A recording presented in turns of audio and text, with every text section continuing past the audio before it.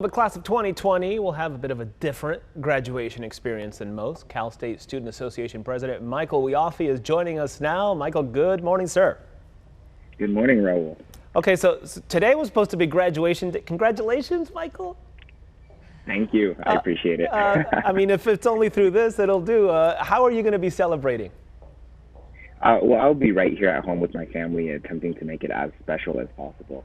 My mom does want me to put on the cap and gown, and we will be having dinner from my favorite spot from my years at SDSU. Underbelly North Park, if you've ever been there. Yeah, I think the only if you put on the gown and you do the tassel turn, that's all parents want. Just the picture of that, and that'll do.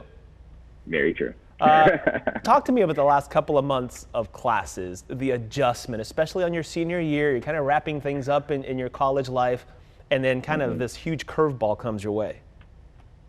Yeah, so the last few months of classes have been somewhat of a challenge for students, as we've had to quickly get accustomed to distance learning, and faculty have had to do the exact same and transition their courses. So for some majors and for some students, this was a simple and easy transition, as many of their courses are discussion-based, reading-based, lecture-based, where everything could be recorded, and students, as long as they have had the technological material, have been able to access their courses just fine. But there are other majors where it does get a little bit more challenging, and those are the hands-on majors like nursing, engineering, the arts, the music majors as well, as they're no longer able to practice, with their fellow musicians. So it has been looking different for every student. For me, it has been somewhat of an easier transition. My professors have been extremely understanding, but I know that that's not the case for everybody. Obviously, you're the president of the Cal State Student Association, political science major. I'm just going to guess you may want to run for office at some point. Hey, you got our vote already, but I wanted your opinion. Based on maybe what you're studying and everything else, there's controversy in terms of tuition. Based on what you just said. Some students are saying, why are we paying the same prices if we're really not getting the same kind of education as a result? What do you say to that? Yeah, very true. So I am studying political science, and I do understand a lot of the controversy. What I do say to that is that, now we are in an extremely unique time, and I think that a lot of Americans across the country, a lot of people across the world, have had to deal with some extremely challenging situations, and students are not exempt of that.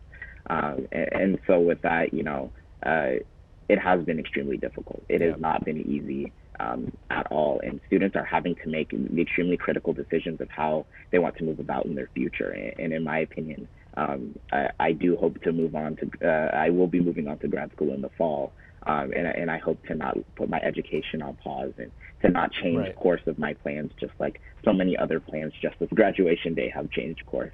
And hope that things will get better very soon, and that we'll hope to not go back to the normal that we used to think was normal, but to the new normal that will hopefully be better. So that grad school for you, you're going up to Berkeley. Congratulations, great school. Thank you. How do you think, not to look into the crystal ball, but into the fall, the UC schools are probably going to be online again, like you mentioned, and we've kind of been talking about it. But in the future, do you think distance learning long-term will affect the rest of your education? That's a very good question. I do think that distance learning has had its challenges, and I think academically it is along the same lines at least for my major. But I think where the experience comes into a challenge is that, we're not meeting students the same way that we used to. We're not on campus, part of the vibrant campus community. And some of the greatest resources that students have are actually each other, as we get the chance to share ideas, as we get the chance to learn new perspectives.